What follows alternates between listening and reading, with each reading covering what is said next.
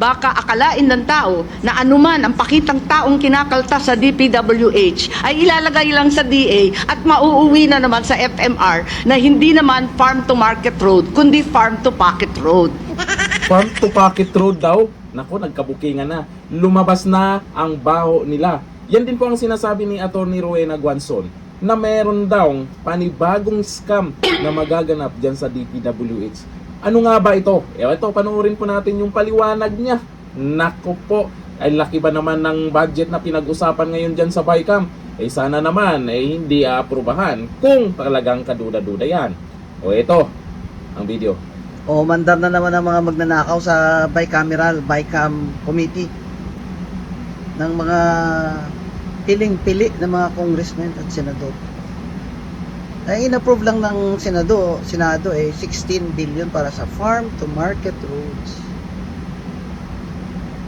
na DPWH at yung gagawa ng kontrata. Pero sa BICAM, dinoble, naging 32.6 billion. Talagang nakakita na naman kayo ng bagong scam.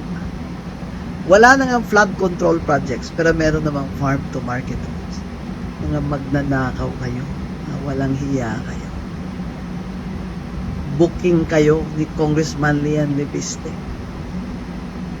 Alam mo, I expected more. Grabe, paldo na naman sila. Ito po ang sabi po ni Atty. Rowena Guanzon dyan sa video niya. Farm to market roads budget 16 billion, inakyat sa BICAM to 32.6 billion. Grabe, doble. Farm to market roads, ay sabi po ni Senator Amy Marcos, farm to pocket road daw mangyayari.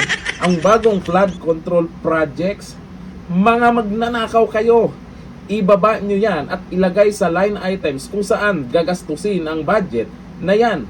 Specify the location at disclose to the public. Mga magnanakaw. Hindi pa rin nawawala po talaga yung mga yan. Ang dami pong kaduda-dudang budget ngayon ang pinag-uusapan po dyan sa BICAM. Isa na ito. Akalain mo doble. 16 billion, biglang inakyat dyan sa BICAM, nagiging 32.6 billion. Anyari, buti na lang meron tayong senador na nag-iingay din dyan. Sana naman itong si Senator Amy Marcos, wag naman bibitiw ito. Wag naman sanang bibitaw ito hanggang dulo. Baka naman nagyayaw-yaw dyan, bandang huli, depermahan lang din ang ganyan kalaking budget na biglang dumumali. Marami namang nakabantay dyan. Ito namang si Senator Amy Marcos, marami namang kakamping mga senador din dyan na nakabantay din sa budget na ito. Grabe, hindi pa rin tapos sila. Kapalan talaga ang mga buhaya. Akalain mo itong DPWH ang binantayan po ng taumbayan ngayon pagdating sa budget. Dahil sa nagiging issue po sa flood control projects, sa mga nangyayaring nakawan. May mga nagsasabi nga na zero budget na pero hindi naman pwede yan kasi may mga empleyado din dyan. Pero ngayon meron na naman tayong parang magic ganun-ganun na lang, dodoble bigla yung budget Sana all na lang talaga, may papaldo na naman ba? Nagtatanong lang kasi siyempre, mga senador nga dyan, i-question nila, tayo pa kaya, di ba? Kung ano-ano na lang yung mga iniisip nila na magiging proyekto, eto yung plano, pakpak ganun. Wala ba tayong ibang paraan dyan para ihinto mo na yung mga plano na yan, pinagdudahan na nga yan?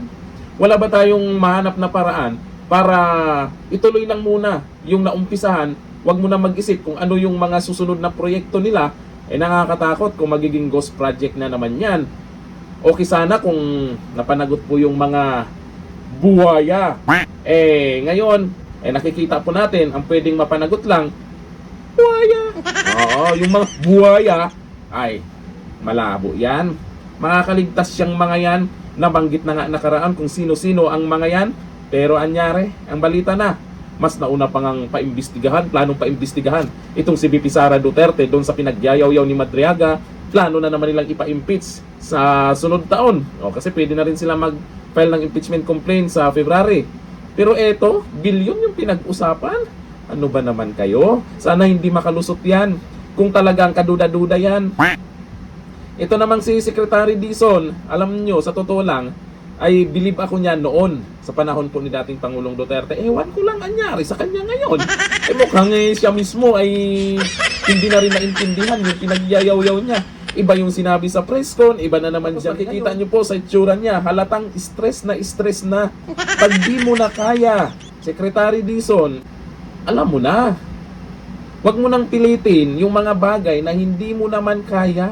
Kung totoo man itong sinasabi ni Atty. Rowena Guanzon at ni Senator Amy Marcos na farm to pocket road daw, at ang sinasabi ni Atty. Rowena Guanzon na panibagong scam na naman, ay sana kung talagang seryoso ka, Secretary Dizon, na labanan yung korupsyon dyan sa DPWH, pakita mo, patunayan mo. Eh ngayon ikaw mismo ang pinagdudahan ng karamihan. Hindi ka naman buhaya, di ba? Di ba? Malinis ka naman, di ba? Di ba? Hanggang dito na natin yun. Bye-bye.